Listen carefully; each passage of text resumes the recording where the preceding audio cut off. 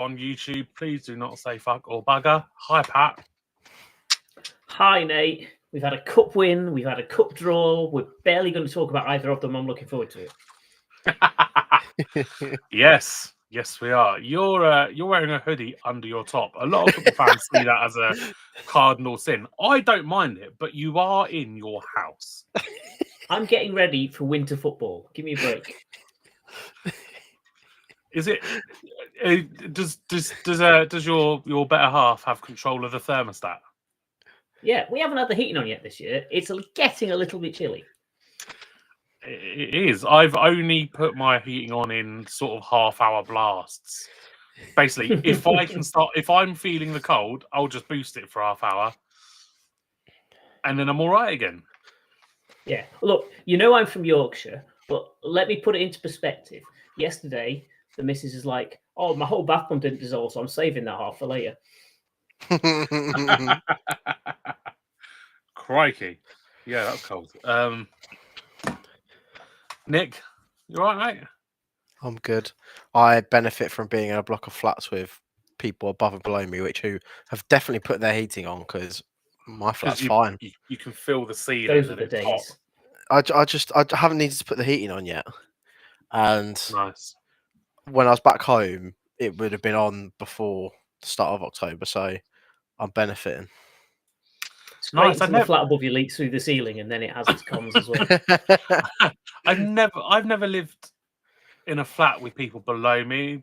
When I lived in a flat, I was on the ground floor, so I only had people above, and it was also an old Maltings building, so like the floors and the walls are 17 inches thick, so none of the warmth from upstairs came through at all. Yeah. So I never really got the benefits of that, but I suppose I didn't have to hear them stomping around or like hoovering and stuff either. That was nice. I don't have that either. I think because the building's right next to the train station, I think they've really soundproofed them. But for the benefit of the train station, not realising actually then it benefits everyone that's living in the building. I hear nothing pretty much from any neighbour of mine. It's brilliant. George is going to be losing his mind right now. Yeah. He cannot abide the phrase train station. He's a proper railway station bore. Yeah. That's good. 5 minutes in, dig at someone. Not even 5 minutes in. This is Boropod. Minus 3 minutes in during the cold open, which you can find on Spotify. Yes, you can find that on Spotify, and Nick's going to get out. Nick got absolute pelters. What? It's taken 15 minutes to get a drink and join us on the call. Oh yeah, and I didn't even make my drinks. I started making my coffee, and then long story. I just have a can, so Anyway, no. During the break of us not playing either, I was inspired by Aaron on the topic of you seeing my entire living room. You've now seen another room of mine. I've actually set up. This is in my office, and I've actually set up in the corner something that I can have the shirts. Nice, it's a little pod station. Yeah, so now I actually, I've got so many in my wardrobe that I can change them every week as well. So that's a must touch. I'm gonna have a new office in a couple of weeks. I'm excited about that. Although we're not going to see it. We're not going to see it for a week or two beyond that. But yeah, it's exciting stuff. I was going to say, should we talk about the game? There weren't one. You mean you don't want to talk about Bromley? No. Should we start with the quiz? Yeah. Oh Jesus, I wasn't ready for that.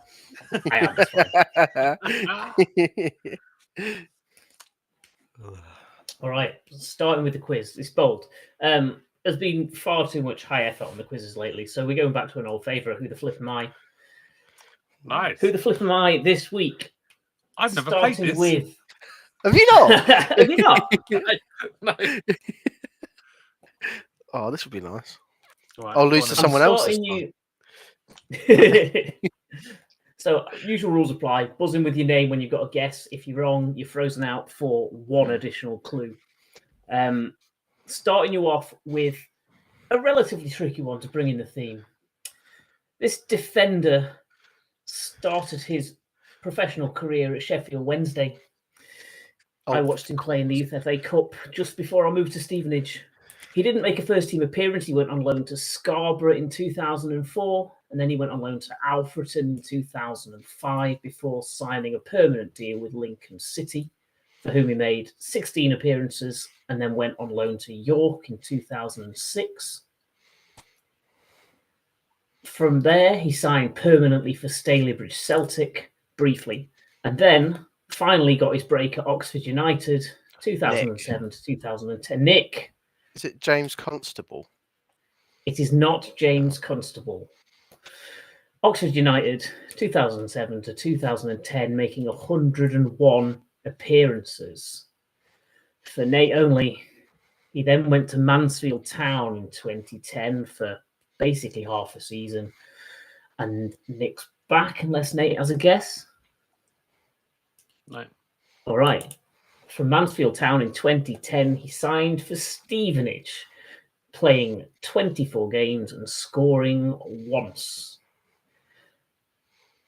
From Stevenage, he moved on to Rotherham United very briefly, and then Matlock Town quite briefly, and then somehow went from Matlock Town to Preston North End in 2012, playing 6 whole times. Maybe there was a managerial. I was going to say, who would it have been that he would have taken from there? Who would he have loved that much to take from Matlock Town? So, from Preston, after Nate. that, Nate. Oh no! Oh no! It's not good. It's not a good guess. No, I was going to say Tyler Walker, but that's horrible. Yes, not Tyler Walker. From Preston, he moved back to Lincoln City, 31 games in the 2013-14 season. He then went to Southport, 64 games between 2014 and 2016.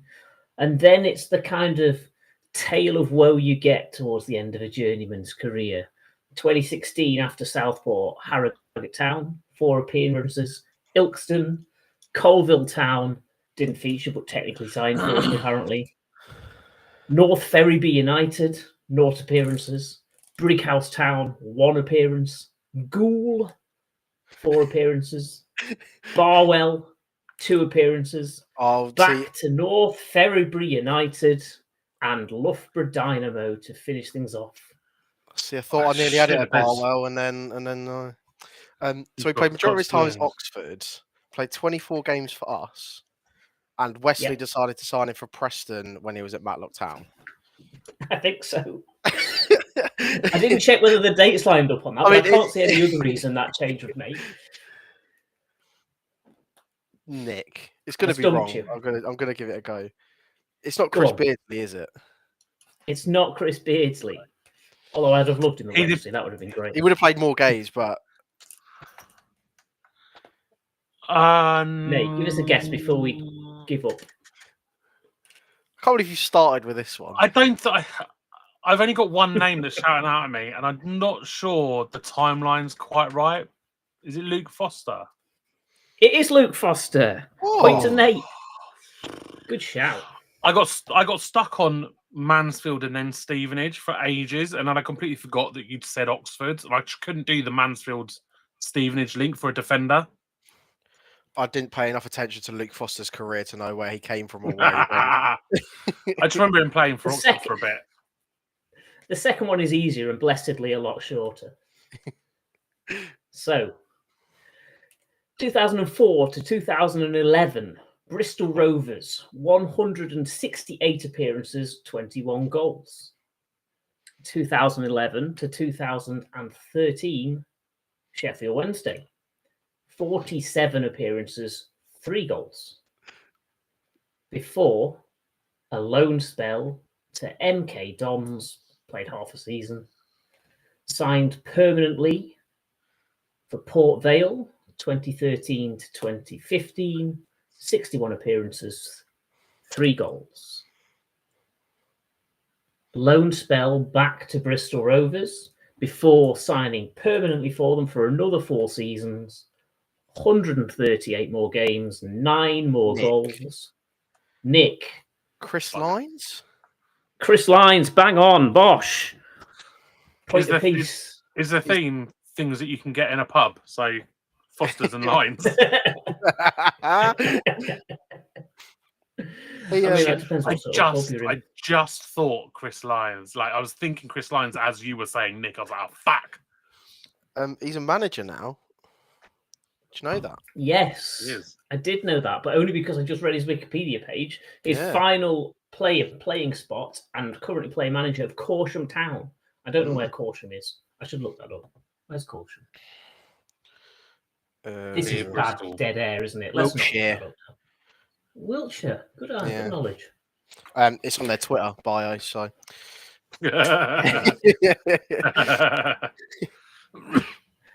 All right. Player the last. He started his professional career when I was in the same city at university, actually, York City, 2003 to 2006. Only made 24 appearances. He went on loan to Wakefield-Emley and Worksop Town before signing permanently in Neil's neck of the woods up in Darlington. 47 appearances there. One of the very few players, I imagine, to have made a transfer, to have gone straight from Darlington in 2008 to Fulham in 2008. Ooh. He was on Fulham's books for 6 years, made 39 appearances for them, and brace yourself because this is a big list. He went on loan to Rotherham United, to Leicester City, to Plymouth Argyle, to Ipswich Town, to Hull City again the year later. And then he got sick of being a fucking travelling salesman and he signed for Brighton and Hove Albion in 2014 to 2017, making 133 appearances. This earned him a move. This is maybe the wrong way to put it. Earned him a move to Birmingham City. It's a downgrade these days, but back then it might have been an improvement.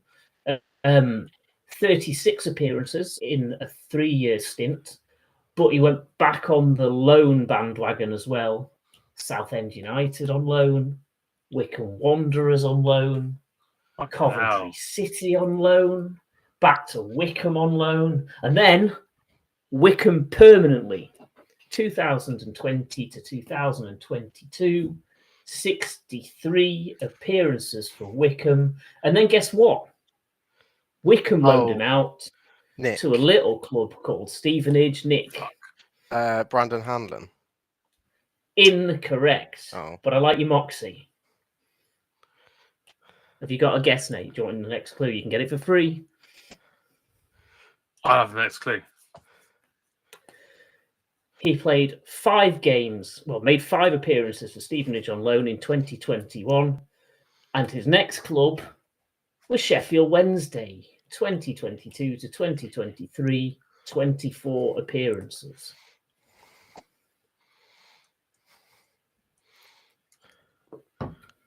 Where is he now? His final club, 2023 to 2024, was back to York City, which I guess doesn't help you a massive amount. No. Fucking hell, you found some real dickheads, didn't you? 5 games on loan. Oh, wait. No, he didn't play for us. If you want an extra clue, he's copyrighted his own monograph. That does not help. You're going to kick yourself. I'm really stuck on like the Brighton Fulham days and Birmingham days. I'm trying to think who we brought in around. Did you say 2001? Where's the timeline gone? He was with us in like 2021. 2021, yeah. 2021, sorry. 5 games on loan with us in 2021 from Wycombe. Yeah. Oh, but no, because he played. Ooh. My brain's really gone. I'm not sure. I'm gonna give it a go, Nick. No, fuck. Nick. Fuck. Is it Craig McHale-Smith? Incorrect. Yeah. No. Nate. I think. Don't tell me that was going to be your guess. No, it weren't. He played for Brighton. He's on Did he loan with play us. He was more? at Wickham. Did he play for longer? I'm sure he went to Sheffield Wednesday after he'd been here. Is it? Fuck, I've completely blanked on his name a second. David Stockdale. Yes. Oh, Nate takes the quiz with Of David course! Stockdale. He was really good in goal for us. No, yeah, I'm really kicking I'm myself. for that amazed he one. only played 5 times because he's got so Yeah. much more like. It was an memories emergency of loan, being wasn't it? Classic It lunatic was. goalkeeper. It was an emergency loan, so it was only like a month long. Oh, I'm kicking myself for that Yeah. one. I should have known. He's manager at Farsley Celtic now, or owner manager. Manager, I think his family own it at Farsley Celtic, which has been all over the place for the last few years. So I've been following that quite closely. How did I not get that one? I'm fuming. Oh, I'm glad I got it. Good job, everyone. Well, good quiz. That was difficult. The theme was players that have played for Stevenage and Sheffield Wednesday. I've got 4 more, but they were all even harder. So, well, one of them wasn't, but one of them was too easy. Made his debut for Stevenage. Bosh. Still not. Unluckily. Yeah, I guess realistically, I should have realised you would know Sheffield Wednesday players as well as I do. Yeah, we don't really bank on. No, I'm gonna be honest. I'm gonna be honest. If their name isn't Barry Banan or Paolo One Chop, No, Di Canio. Although One Chop would have been. No, I knew fun. Canio. I knew Di Canio was there. I thought One Chop might have been there for a while as well. There's another. Oh no, Benito Carboni. Like is what I'm thinking of. Oh yeah. Not called Paolo at all. It's all Italian. It's all the same trout. What other Sheffield Wednesday players will I even know? No. Barry Banan and Paolo. Not Paolo One Chop. For fuck's sake. Let's just call him Paolo One Chop from this point forward. But, no, Ravanelli didn't go there as well, did he? I'm thinking of Middlesbrough and somewhere else. Hull, maybe? Hull? Did you say Hull? Yeah. No, Ravanelli was way too early for Hull to sign a player like that. What a player, by the way, Fabrizio Ravanelli was. What an absolute weapon. Almost definitely before my time. Derby County. Derby. County. Yeah. I mean, that's the same ballpark as Hull. Not back then, but in general. Nowadays, yeah. Stevenage 2, Bromley 1, Pizza Cup, blah, blah, blah, blah, blah. Can we just skip to a Hadmay's goal at the end and then just end it after that? Well, let's say it wasn't a great game, was it? Bromley was spirited, let's say. They had a bit of a go, but the quality was clearly a level above what they're capable of really competing properly with. Their goal was a bit of a fucking shit one to concede because we just switched off. But it's largely second string kind of squad, wasn't it? And then Hadmay sort of fell over his own feet, asked for a penalty, got up and headed it, thundered a header in. So from an offside position, we might add. It's my favourite goal of the season, no doubt. Until Bez scores in. Well, he did score against Wimbledon, but until Bez scores like in the league, yeah, like that'll be my favourite goal of the season. No contest. It was who was it we had a couple of years ago who scored with his knob against Palace kids? What? Just the ball came across and he just sort of knobbed it in against Palace's kids. I'm gonna say it was David Amu, but I don't remember him. I don't think he actually scored. It was someone. Like that. How David Amu got a mention 2 weeks in a row? This is absolutely outrageous. He should get a mention every week. Amu pod. He did only score 1 goal for us in the EFL trophy. It was fucking. It must have been David Amu. So yeah, basically, just the ball come over, hit him sort of in the midriff area. I was far enough away that I was like, knobbed it. I'm gonna have to. Incredible. That would have been that game. No, that's 2. I'm pretty sure it was an under-21 team. Anyway, yeah, it probably would have been. Yeah. What do you make of Hadme and his time here so far? Like he had a fairly good start, didn't he? Scoring with his first touch in a Stevens shirt. Not a bad way to introduce yourself. He offers a lot that's different to what Jamie Reid offers, but I don't necessarily know if it suits us.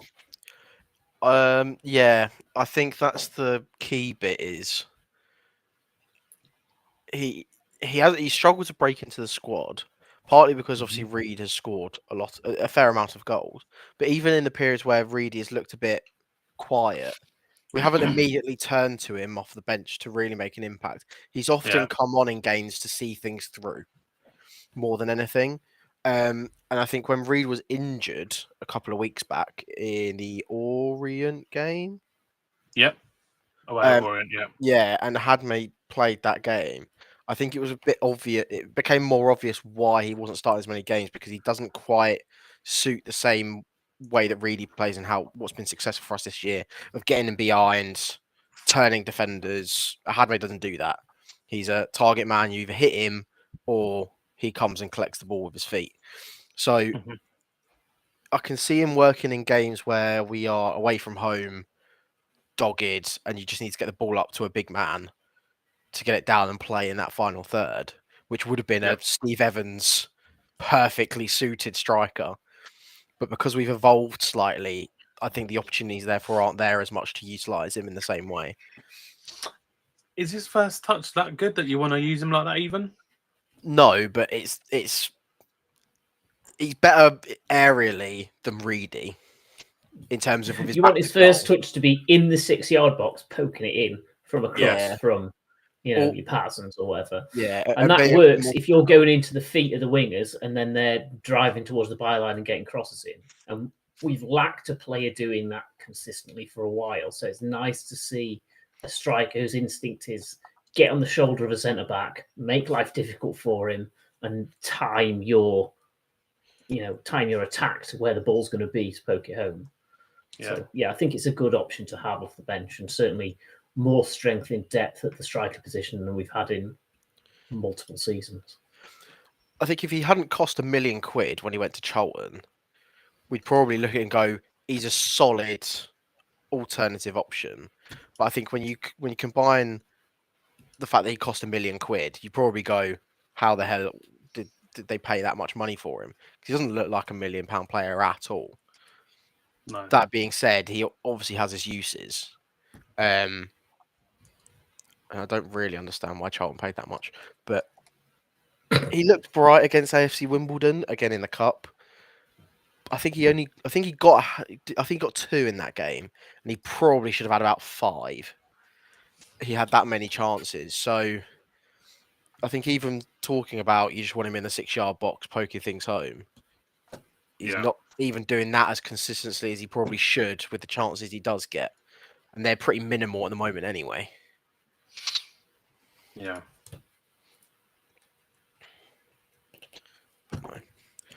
Not the worst loanee we've ever had up front. I'm sure we can think of many others. Go on Quiz number 2 of the day. Go on. Who was it that played 2 games and got sent off in one of them? Jordan Slew. Okay. He's got mentions 2 weeks in a row as well. What the fuck is happening? I wasn't even thinking of him, which means there's more than one. Wasn't it Adebayo that got... Yeah. He got sent off in his second game, I think, and then never played again. Somehow played in the Premier League. Yeah. I will never understand and that. Got sent off, but he never really played for us as a striker. What else do we have? Oh, and the goal against Palace was Simpson. I'm sorry to shatter your Ramu dreams. Damn.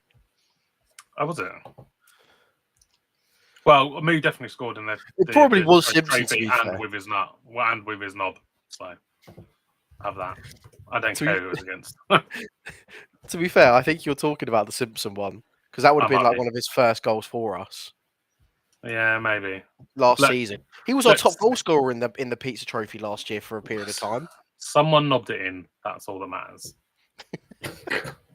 If only we hadn't already done the pod title. Knobbed it in. I mean, I can change it. Do Not you that wanna it would change it add to that? any. Not that it would add any context to this episode at all, would it? No. But yeah, no, Bromley. I mean, it gives us an opportunity in the last game to play whoever the hell we want on the pitch. Yeah. Well, we've qualified as group winners, guaranteed. So I'm looking forward to seeing 90 minutes from Doherty, who was on the bench as well. Frank It'd be Norris. nice. I was going to say it'd be nice to see Norris play. We might even give Woodford a game because who have we got to play? It's one of the under 21s lots, isn't it? Yes. I don't know who's in our group. I want to say Palace. I think it is Palace. That we've been talking about. Yeah, Palace for so long. Palace. Yeah. Welcome So- back, Palace. Yeah, that game's on the Tuesday, the 21st of October at 7 p.m. Mm. Watch it on Sky Sports on now. Who else we Probably had? can't. Sorry. You can. Oh, you can. You can get those too. You can. Oh, That's what why a great service. That's why I watched the Bromley game. Yeah, well, fuck, you're not going to watch it. You're not going to go to the game, are you? Christ almighty. I was going to Oh, go. I'm not supposed to say that. I'm not supposed to say that. To be fair, you did go. You went to fucking South London for a pizza trophy game, you fucking knob. That's because I wanted to tick off the AFC Wimbledon. It's ground. because you wanted to tick off Souvlaki. That was a bonus. Because I can't make Boxing Day game. My father-in-law not. has Nick's not. My father-in-law has said he's absolutely up for going to AFC Wimbledon on Boxing Day. So now I'm sort of There you locked go. in. Off you go. Off I go. Yeah, I'm looking forward to it. It's one of the it's one of the grounds that I've wanted to do for a while and just have never had the chance. So Yeah, I was hoping we'd get a decent little ground for first round proper of FA Cup. I really wanted York. I was reminded today that York have a new ground, so that would have been nice to tick off. But no, we instead get to stay at home and. is play it York's new ground that have got a leisure centre on one corner? Sounds like York. No idea. From what I can remember, I saw a video of it not so long back. I'm like, okay, you'd never guess if you were approaching from the angle that the leisure centre is on that it's a leisure centre because you see the leisure centre, and then the next corner it just looks like Hollywood Bowl. Yeah, The Britas Stadium. yeah, it looks like it, actually. The Britas. Yeah. Yeah. He made a mistake leaving Red Dwarf to go and do that, didn't he? Fuck me. But it wasn't not the same, was it? It's a bit stilted. At this moment. We're showing our age then, Pat. Yeah, Nick Nick's hasn't like, got what the fuck are you fucking talking about? Scooby-Doo Well, it was a what we're sitcom. It had talking 2 about. seasons when you were 4 years old. I know the name, but I've never watched it. The Britas Empire. You can do You better. shouldn't. Yeah, like Red Dwarf, for instance. But not when they brought it back. That was rubbish. You know, Yeah, you we are got correct. to that. There is a leisure centre. There's a Cine World. I fucking knew it. So, What a wow, shit. but no, we don't get to go there. So sorry. Oh well. Let's just we've done half an hour of rambling. Let's do a little bit more. Luton Town have signed Jack Wilshere to be their manager. I've forgotten that he was there as a I say he was there as a youth. He was there before he was 9, which I think is when he went to Arsenal. But Yeah. I'd forgotten he had history with Luton. Why would you remember it? Fun. Yeah. Shocking move, isn't it? Yeah, I can see why, but and again, can you s- never I never can know see why the he'd ins and take it. well, but even in terms of like his experience as a coach has been relatively good. They've got a relatively young squad. You could marry the two quite nicely. He's going to get something out of them, but in the position they are as a club at the moment, Oh, it's awful. I think the fans would agree as much as everyone else that a project manager is not what they need right now. That was basically Yeah. Bloomfield. It'll take a really strong hand to turn it round. And Yeah. if you're coming into your first official managerial job, that's tough I re- with no experience and not a lot of backup. I read I read a few comments from Orient fans today, having a laugh about it because apparently Wellens turned them down. So in other words, they didn't offer enough money. Yeah. Well, he's just holding out for the Blackpool job, though, isn't he? So apparently, Bloomfield might be getting at least interviewed for that gig, which would be brilliant. As I was again notified of earlier, that if Matt Bloomfield was the manager of Blackpool, Bloomfield would manage at Bloomfield Road. Nice. So for that alone, that he would should be get the job. nice. That would be tasty. It would also be extremely funny if he turned them around and got them winning while Luton carried on losing. That'd be a really good two fingers up. But yeah, no. Chris Powell has gone as Jack Wilshere's assistant. Yeah. Okay, that's a good experience backup. Yeah, he's I can't remember what role he had at Walsall, but he was at Walsall to start off with this season. Yeah. So you could argue that's probably more in Wilshere's favour. It's not like he's going in there completely oblivious, but yeah. When was the last time Chris Powell had a successful EFL job? Well, true. But no. Part of me wants Wilshere to do well as an Arsenal fan at heart. I love him. But I slightly hate the fact that he's now at Luton Town. I know some stuff about Jack Wilshere which will definitely put you off loving him. So, fun fact, my old goalkeeping coach when I was a kid was also a scout at Arsenal and used to coach Wilshere when he was a kid at Arsenal and told me lots of stories of how he behaved as a young boy. It's not even anything about how he was when he was young, but it's just suffice to say that I think the technical term is piece of shit, but we'll leave it there. Let's move on. Moving on to what exactly? This might be where I pump an ad break in. All right. I've left the space there after slander. Good. It's not slander if it's true. Okay. Just say allegedly. I'm not saying it publicly. This is for when the recordings stop. Oh right, we are going to get to know them. That's good. Oh yeah. I'll tell you. I can fill in the hour and a half between us ending the show and my files finally finishing uploading. Yes. Yeah. FA Cup first round. The draw took place before a game this evening. Forest Green versus Worthing. Worthing Forest Green, because it's at Worthing. Yeah. There we go. Worthing. We got the Pisa of the North. Chesterfield. I wasn't expecting that to come out. We got Chesterfield. We have a good record, reasonable record against them. 2 wins, 3 draws, and 1 loss in our 6 games against them. The 2 wins being our last 2 meetings in League 2, 2017-2018 season, winning 5-1 at home and 1-0 away from home, a month apart. Those games were. Is that the season they dropped, wasn't it? They got relegated that year. Yeah, probably. I don't know. I think so. Who cares? Really, it's safe to say that Stevenage fans aren't overly excited about this game. Chesterfield fans aren't excited about this game. A vintage. They're not really happy about constituting a banana skin for Stevenage. That's not good. Yeah, I mean it's almost Gateshead levels of you should win this and should win it comfortably. So when we win 3-2 with a last-minute winner, we're going to come away thinking, "Oh, that was a bit tight, wasn't it?" Yeah, but at least you come out of those. Have a bit of confidence on how we handled. Who was it? Wimbledon. MK Dons. One of them. Wimbledon.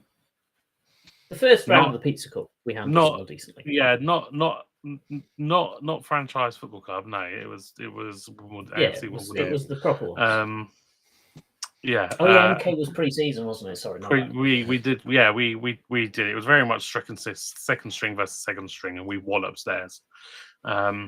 We've got the quality to absolutely breeze this game, but When have Stevenage ever done anything the easy way? Yeah, and Chesterfield are a weird team. I mean, Yeah. I'm looking back at some of their results. They lost 6-2 to Colchester just a matter of weeks ago. They drew with Bromley, but then they beat Burton in the Pizza Trophy. They've beaten Salford comfortably against Newport. That's not hard. Lost 4-1 to Gillingham, then beat Bristol Rovers 3-1. So they are a bit up and down by the looks of things. They're sixth in League Two at the moment. Yeah. So they're not having an awful season. 6 wins, 3 draws, 3 losses. 22 scored, 19 we against. should expect goals. They've got Well, you'd Will hope Briggs. we're good enough not to slop them away, but you know. Yeah. Like we say, it should be a standard routine win. But when you say that in an FA Cup tie, especially if they decide to say put us on an early kickoff or something, out the water. There's a whole 30 places between us in the league. This should be a There's no way it's going to be a TV game. No way in hell. No, absolutely not. Fuck me. Can You'd you be imagine surprised. kicking this? Hang on, let's have a look at the other. There's like first 70 ties and it slots in at 68 on the list of potential TV games. round. Let's have a look at the rest of the first round ties, shall we? And So Luton Forest Green, I think Forest Green have won. They were winning 2-0 when I tuned off of that game. Luton Forest Green is almost definitely a telly game. let's go through. So we've got Cheltenham versus Bradford, Newport versus Gillingham, Chelmsford Braintree, South Shield Shrewsbury. That will be TV. I would imagine. Cambridge haven't got a. Yeah. Cambridge haven't got a team exciting yet. to watch. No, they're not. But it's. Maybe They always do that. They often do. There's loads of exciting non-league versus league ties, and they go, "Oh yeah, but what about that crap team in the middle of League One versus that crap team in the middle of League Two?" So there are actually some good-looking ties coming up. Port Vale versus Malden and Tiptree. So that will be on telly. That will be TV. Halifax Town versus Exeter. Macclesfield haven't got a team yet. That's whoever's. Is it a replay or something for them? Telford haven't got a team. Barnsley versus York. That might be TV. Tamworth Orient. That's a Tamworth Orient, I think, could be. Oh well, yeah, because Tamworth had that run. Wigan versus Hemel Hempstead will 100% be TV. Yeah, Wigan Hemel will be. So when you start looking through it, I actually don't think there's because you got to remember what they're going to look at it. Like for example, the Shrewsbury game. Oh, I think they'll look at South Shield Shrewsbury and go, "Oh, if South Shields can get through that game, it'd be much better to have them on telly for the second round than it would the first round against Shrewsbury." And they'll go look at a bigger team to put on telly first round. Like the Luton game definitely will be. I think probably the Exeter game will be. There'll be mostly League One ties just to get the viewership up.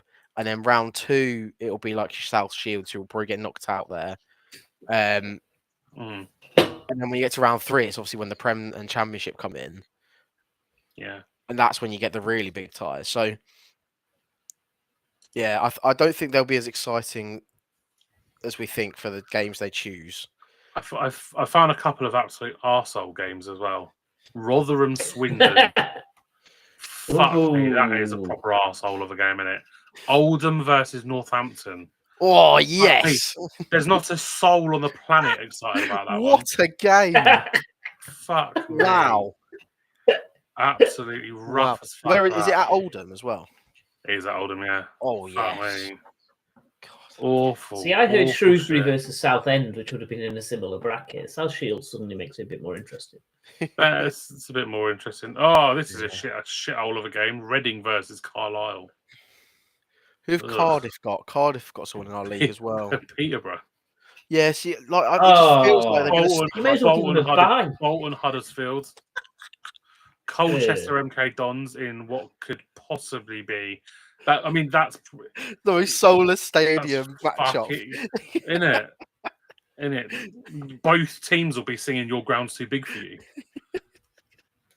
Their lucky replays have been abandoned. Boreham Wood versus Crawley. Shit, the bed. Oh my god. So what about Dead Seaside Town versus Dead Seaside Town in Blackpool Scunthorpe? You mean a Oh. derby? That's fucking horrendous. Grimsby Ebbsfleet, that might be fun. I'm absolutely convinced the TV choices will be off of the biggest fan bases rather than any scale of Right. So you're talking Cardiff, then yeah, Blackpool, Rotherham. yeah, and then Wigan. they'll sprinkle in a Wigan. Yeah, the Wigan Hem will get sprinkled in, and the Port Vale. Boreham Wood versus Crawley will be Thursday, like a Friday night when it's why the fuck? Because why the fuck It wouldn't will you? 100% be those kind of games. M25 FC versus M25 FC, sort of. Crawley aren't really M25 still, are they? But fuck them, they're close enough. But yeah, so I wouldn't get too optimistic. You're going to get to watch some semi-exciting first-round proper ties. Well, there you go. Wasted 15 minutes talking about that shite. You get to watch Stevenage versus Chesterfield, though, so you should feel lucky.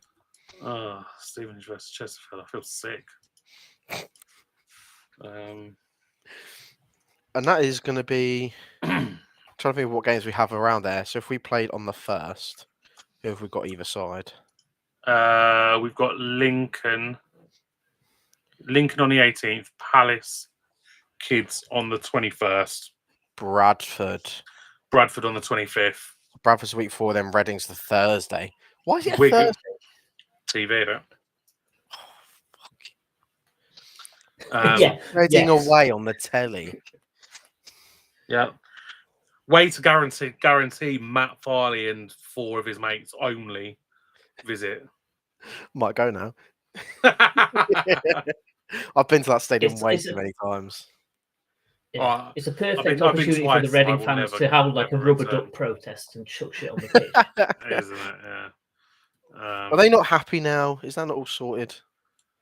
Oh, I've never known I've never known Reading fans to be happy personally. Look, it'll be a fun week. That's for sure. That's an interesting way of phrasing it. Right, listen up. Oh, go on.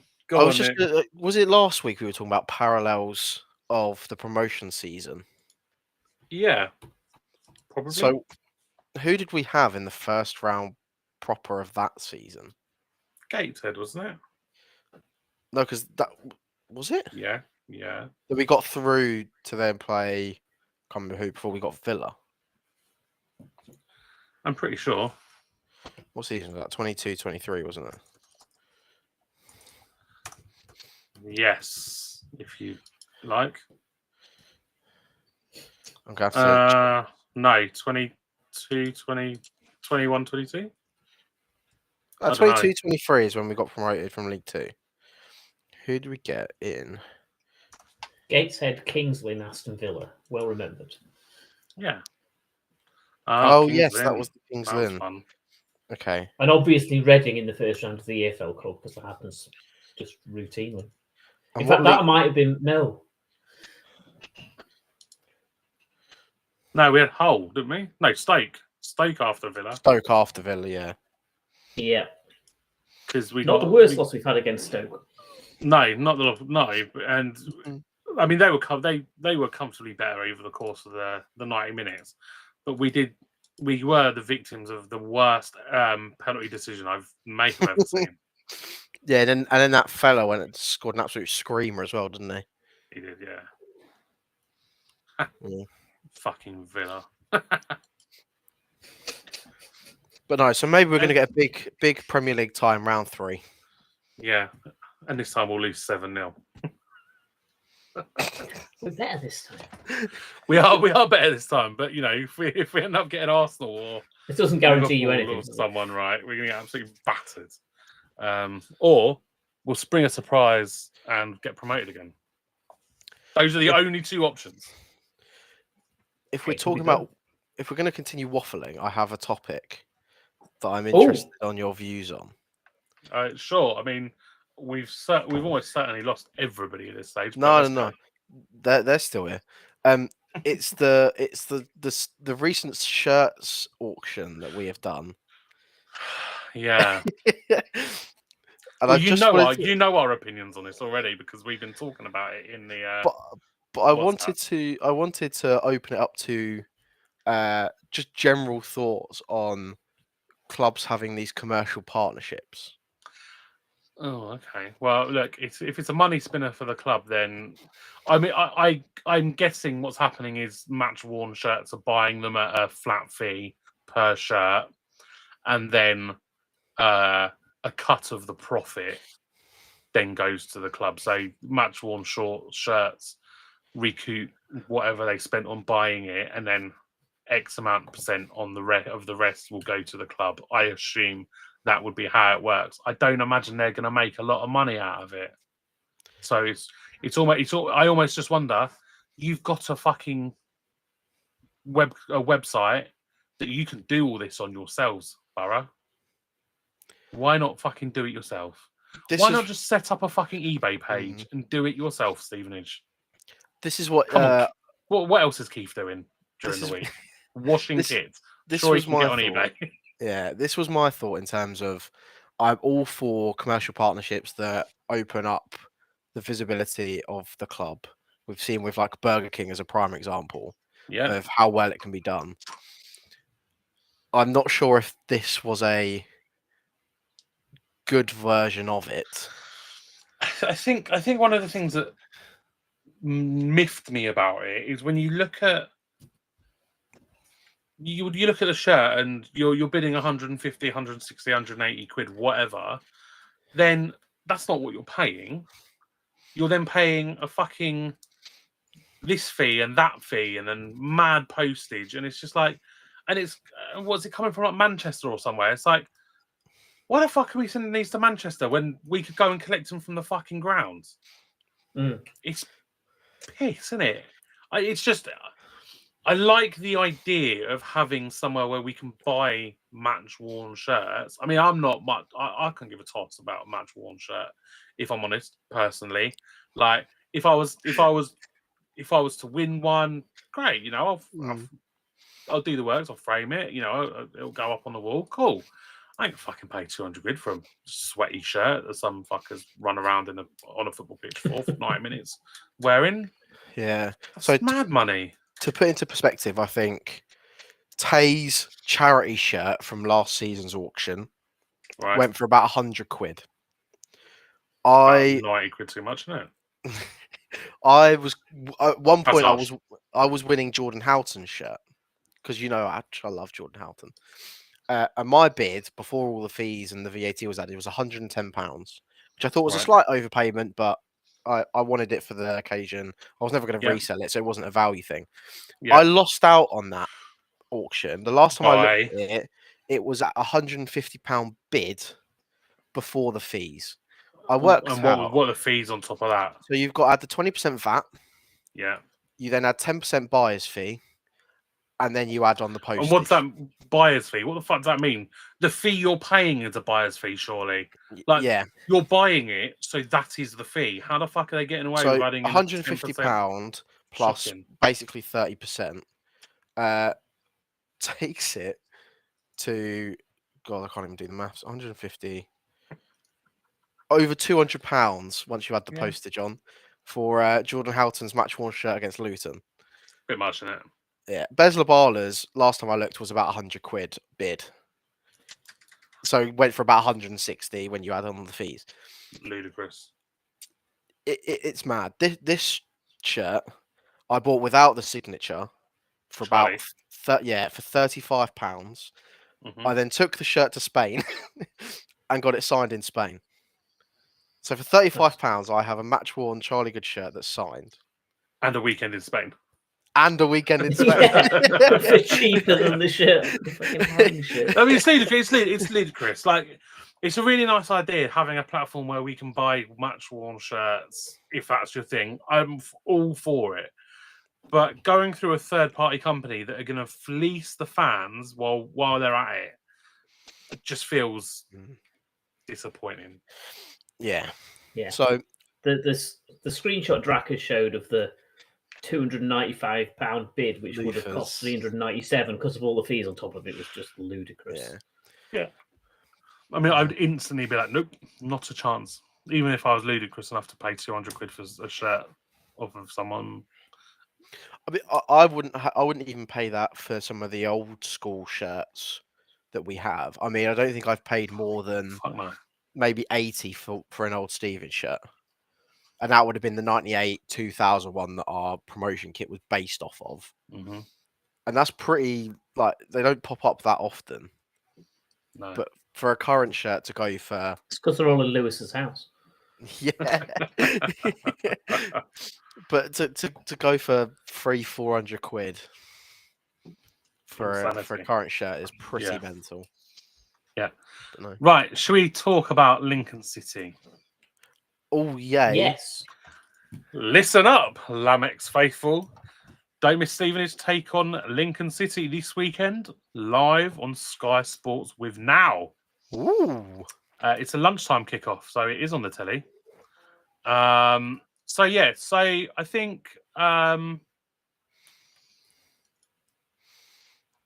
we've had a nice little rest. Lincoln lost 1-0 at home against Exeter at the weekend. I think it was the weekend. When was it? Yes, it was at the weekend. Having won 4 straight in the league, 3 straight in the league, 3 straight in the league. 3 straight. They're in 6th at the moment.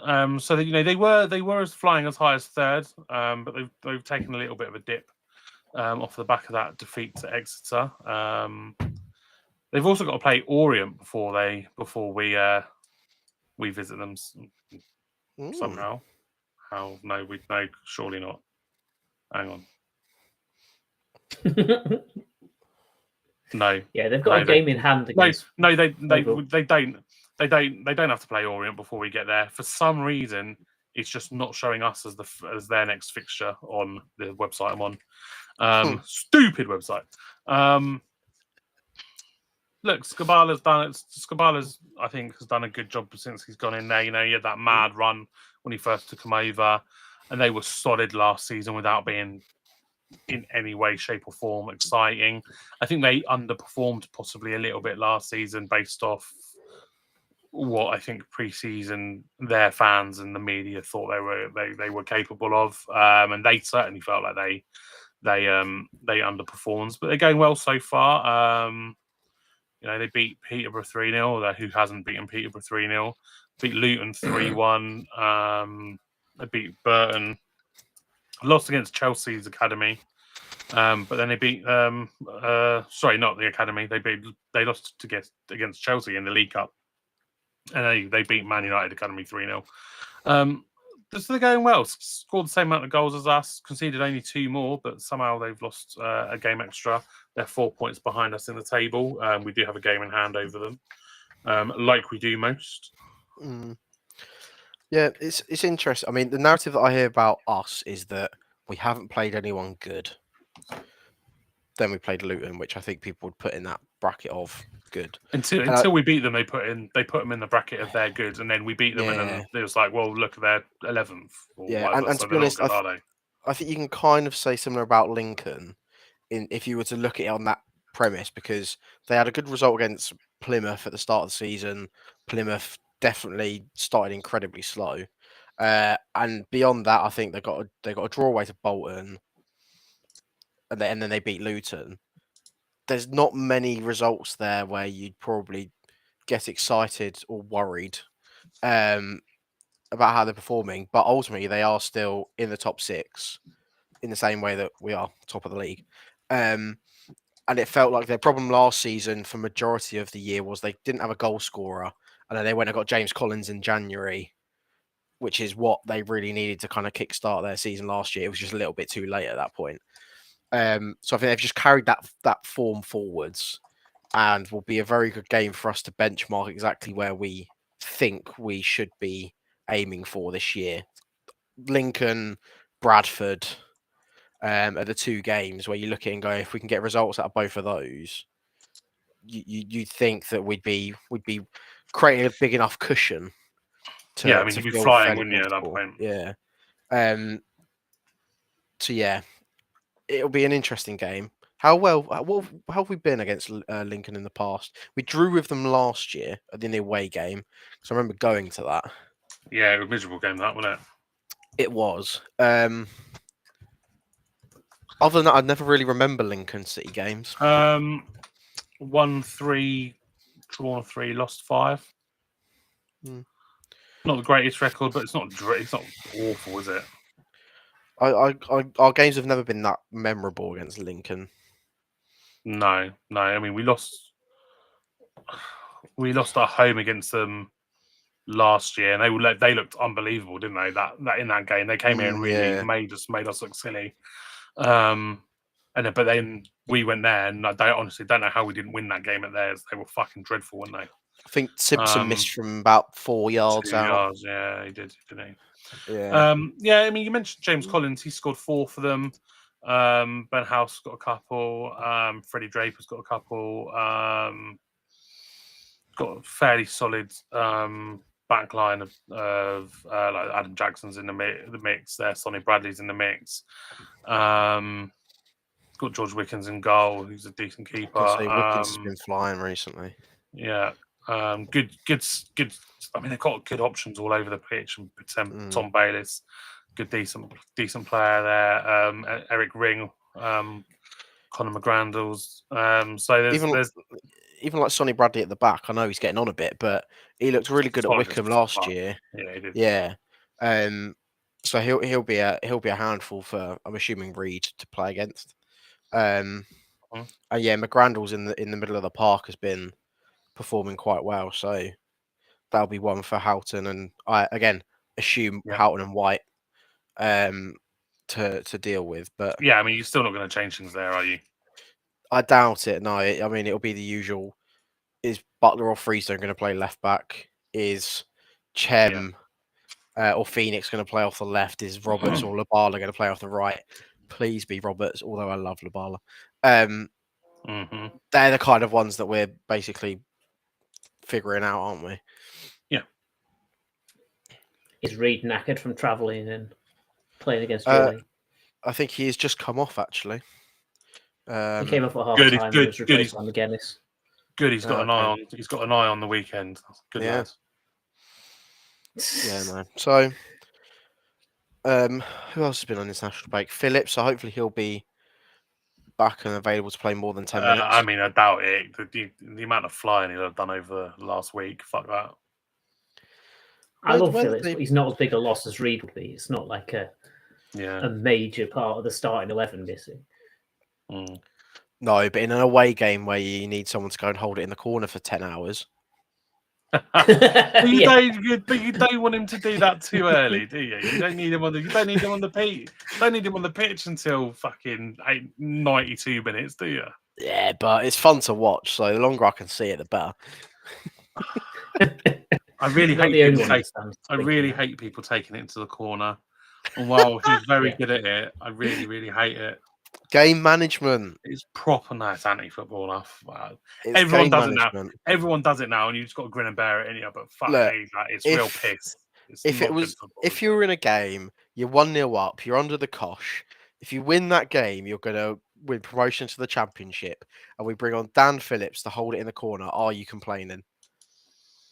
No. You don't enjoy it at the time, but a win's a win, right?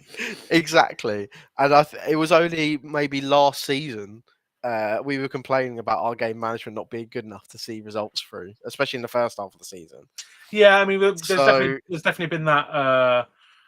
There's definitely been that kind of thing where we have struggled to see games through from time to time, haven't we? Where this season that edge we have that edge, don't we? Where we've been able to not just see games through, but actually be pegged back and then kick on and go and steal a winner, or go and, in the case of Orient away, grab a couple more and put the game beyond doubt. So no, it'll be a good game on Saturday. I always dislike early kickoffs. They always make me nervous.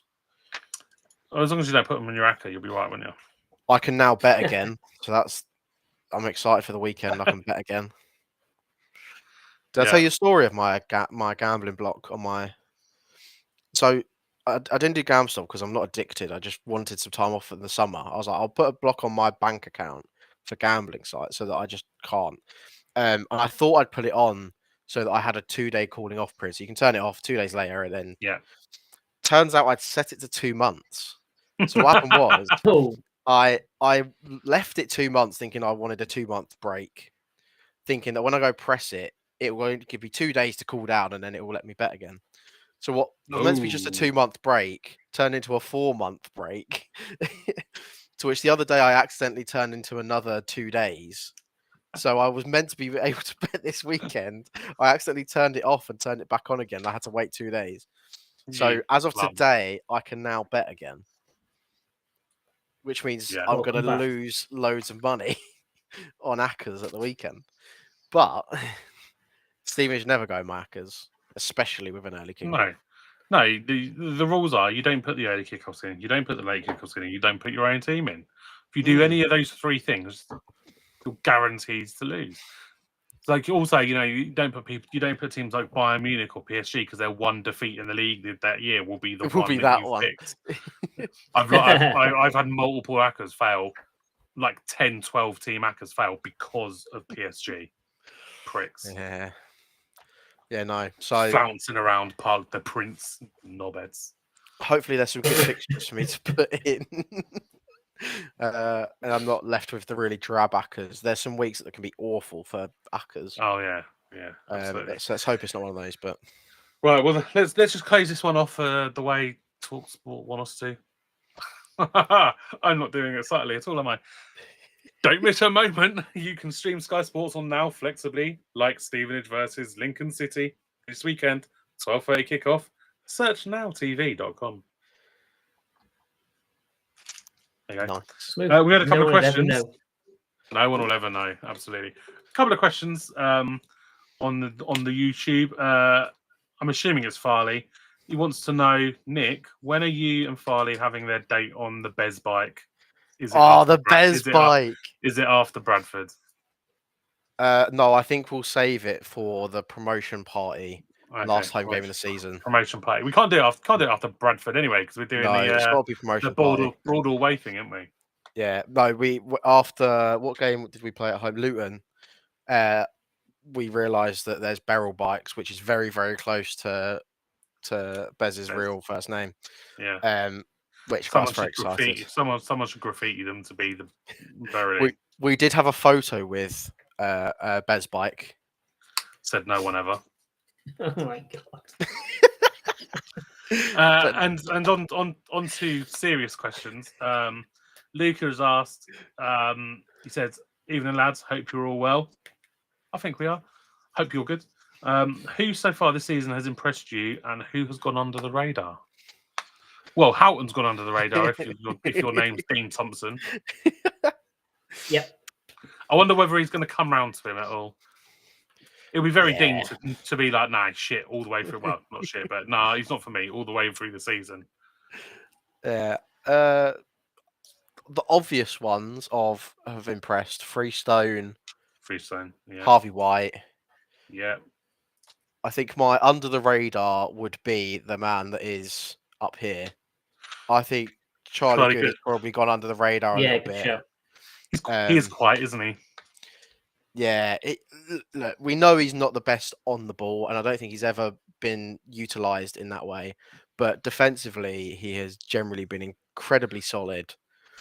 He's huge, isn't he? Huge. Yeah, and if it wasn't for Pidge being next to him, I don't think people would neglect him as much because everyone just loves Pidge so much, and Pidge has been so solid as well. I think it often comes down to that, but Charlie Good's got 2 Man of the Match awards on WhoScored.com, and so far has our highest match rating across the 10 league games we've played so far, and it's not a surprise. He's got a goal. He's got 4 wonderful yellow cards where he's absolutely killed people. He wins the ball in the air a lot. He didn't get a yellow card for rugby tackling someone on the halfway line for no reason. That's true. So he's even sneaky enough to get away with it. What more could you want? But him and Pidge, their partnership are fucking enormous. Really are. And as much as I like Dan Sweeney, because I do, he can be a bit calamitous every now and then, can't he? And you didn't see it so much in League Two. You know, you got the odd moment where you're up with heart was in your mouth, but it is a bit more frequent in League One, as you know. I don't think anyone would be surprised to learn. But adding Charlie Good and you know, it's a while since he's missed time now, isn't it, through injury? And fucking what a lad, what a player he is, just superb. I think we're really solid. We're really lucky to have such a towering quality defender at the back. Just calm, and he always calm on the ball and just deals with it, deals with everything nicely. And one other player that I think goes under the radar, maybe not specifically this. I mean, I'm talking generally. I think Jordan Roberts doesn't get the plaudits he deserves, considering his time with us. He's had his I would spells. agree. I would agree. Spells, but you can't. For what that man puts in, no, you can't say. I would say I don't think he gets the credit he deserves. No, but he doesn't go under the radar, does he? No, that's why I was like, is it? He's been a bit Marmite. You see people whining about him on Twitter and Facebook all the time because you know he can have those games where he's bad. He has bad. I think his quality goes under the radar when he shows it. I don't think he gets the plaudits when it's often he plays badly. He's front of every forum. When he plays incredibly well, I don't think he gets the same coverage compared to if Jamie Reid goes and scores a goal in a game, goes crazy. If he does nothing in a game, quite often people forget and go to the next one. So I do think, and that's across Roberts' time with us, I don't think he's had the level of love that maybe he deserves. I'll tell you who's more under the radar than Jordan Roberts. His brother Mateus, who isn't even getting on the bench. He's at Bedford. He's on loan. Oh, bless him. You can't get more under the radar than not in the same postcode, can you? He's I don't know if Bruno Andrade's still there. I think he's on a dual reg, but he's playing with Bruno Andrade and Tyrone Marsh. Oh fucking hell! Fucking hell! Poor lad. Bit of local knowledge for you there. Who do I think has gone under the radar? I don't know. Yeah, I mean, I think Jordan Houghton's the only player that's sort of gone under the radar, mostly because it's what happens when you're a D-mid. He kind of just floats through games. You only really notice a defensive midfielder when they fuck shit up. Yeah, if you're mopping things up tidily, you don't get the credit. Right, exactly. Like he's always just, and again, he's not Jake Reeves-esque on the ball at all, but he always seems to have that extra couple of seconds to make things happen, like Jake Reeves did. Not that he does anything remotely similar with the ball, but the presence that he's got in that midfield gives Harvey such license to play football. I feel like Houghton, bringing Houghton in and playing him next to Harvey has made Harvey like twice the player that he was last season. Like I don't think it's unfair to say that Harvey is much, much better this season than he was last. Yeah, much. So I think Harvey is the player that has impressed me the most, but that's almost because of Houghton. He's got to do the work. He's got to do it all. I'm not saying he hasn't done any of it because he has, but Houghton's made it so much easier for him to do what he needs to in games to really to push us forward. And Harvey's almost sprung to the fore and taken a bit of the shine off of Kemp, who's not having the season he had last year, is he? Has he? He's less integral, but that's because everything else has stepped up around him. I was going to say, I think last year. I don't take that as me saying Kemp's bad. Yeah, no. I He's think been fine. because he had such a good season last year. Yeah, he was Like electric last it would have season. been almost impossible for him to really reach those levels with us adding to the squad in the way we have and slightly Yeah. changing the way we play. That we don't have to rely on him doing something creative and magical Mhm. in the middle of the park because no one's out wide. We don't have to do that anymore. So Yeah. it's for good reasons, but yeah, his numbers aren't going to be the same as they were last year based on how he started the No, year, he's still and our that's not a joint second. problem. He's still our joint second highest goal scorer. He's got 2 assists. It's not like he's not contributing because he really is, and he's still. I would be amazed if he still wasn't one of the first names on the team sheet. Yeah. Because I don't think anybody in our squad plays in that number 10 area as well as he does. And other than when you can afford to rest Kemp, I mean, I probably wouldn't worry about risking him against the likes of Peterborough. But like, just quality, isn't he? Yeah. It Yeah, just quality. But he's kind of gone, just taken a step back Hmm. this season, and he's still. I mean, look, he still gets the ball into feet and does that little turn that takes out their midfield from the game entirely. I just think the only thing, genuinely the only criticism I got is that sometimes those killer balls that you'd see him play through to like on the angles to the wings, certainly to like Roberts on outright that you would see regularly last season, or usually Jamie Reed's floated out to the left and the ball's gone out to him, as opposed to our non-existent left winger last season. I think you're not seeing those as much, but you're seeing a lot more. You're seeing him getting the ball on the turn and sort of giving it and going more this season, as opposed to that, because we've got more possession higher up the field generally. So we're not trying to hit teams on the break and hit them in behind as much. Yeah. So it'll be interesting to see how he's used this year over the course of a season. Because he's not going to be able to play every game, and it'll be interesting to see what games he chooses to not use him in. It'll be the more physical ones, but actually, it's not like we've got a Cambridge United away kind of game this year, really. So yeah, it'll be interesting to see how he uses him and who he plays in his place. I assume it'll be Roberts, but he could do a cheeky Dan Phillips again. Slap Phillips in there. Who's got the centre backs that are most rubbish when they're pressured? Get Phillips in for that game. Absolutely. There's no Ricardo Santos at Bolton anymore, so that's not as fun. We do have one more question from Adam Foxcroft. That guy. And it's fucking nonsense, but I'm going to ask it, and then I'm going to call him a prick. Who is the best Lord? Lord of the Rings, Lord of the Flies, or Lord of the Dance? Well, Rings, obviously. Rings, obviously. Trying to think. I never read Lord of the Flies. We didn't do that in English. What was the other one? Lord of the Rings I've never really watched. And what was the other one? Lord of the Dance. Lord of the What the Dance. hell's that? You've never watched Lord of the Rings? Might have when Michael I was a Flatley. kid, but not recently. There's some skeletons in that closet. There's got to be. I mean, of course there are skeletons. Why else is he dancing like that? He's fucking terrified. I think it should be the Linen Lord should be the best Lord. Aaron Presley.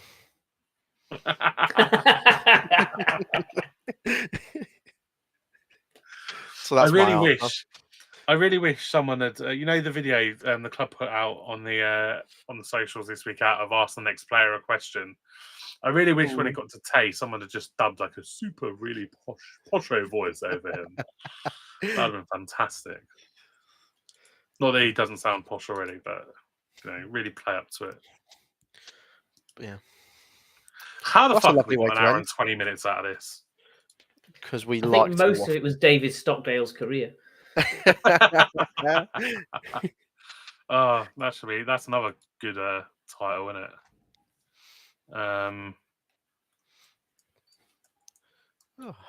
David Stockdale's career. Anyway, Nick, let's wrap it up. Do your thing. Cheers for watching, listening. Remember to like, subscribe, follow us on all the social media platforms: Twitter, Facebook, Blue Sky, Spotify, And also hit the notification bell so you know when we post and when we go live. And for Nick's Nosh whenever he goes to away games. Nick's Nosh. There you go, Nick's Nosh. All right. Up the Borough. Woo! Oh, dearie me. Let's end the stream. Perfect timing as my laptop is on 4% battery. Right, well, very That quickly. would have been plugged in. Schoolboy. Very